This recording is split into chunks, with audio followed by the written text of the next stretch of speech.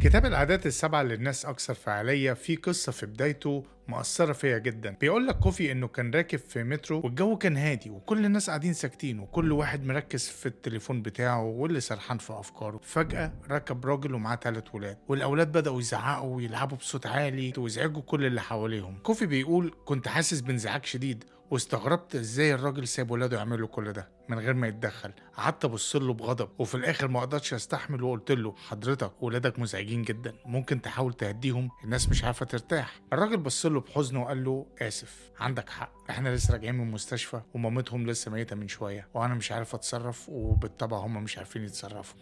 كوفي بيقولك انه تحول تماما في اللحظه دي من غضب شديد لحزن وتعاطف شديد، وبدأ يفكر هو يا ترى أنا كمان بحكم على الناس بسرعة؟ كام مرة فهمت الموقف بشكل سطحي من غير ما أعرف الإنسان اللي قدامي ده حاسس بإيه. المعنى من القصة ديت إن إحنا بنشوف الحياة مش زي ما هي لكن زي ما إحنا. مشاعرنا، تجاربنا وأفكارنا هي اللي بتأثر على أحكامنا. أوقات بنحكم على الناس من غير ما نعرف هما بيمروا بإيه فعلا. قبل ما تحكم على تصرفات حد اسأل نفسك، هل أنا عندي الصورة الكاملة؟ هل ممكن يكون الشخص ده بيمر بحرب داخلية أنا مش شايفها؟ الناس مش مطالبة إنها تشرح لك أو تبرر لك مشاعرها. كون أنت رحيم بالناس وما تحكمش، وكما تدين تدان.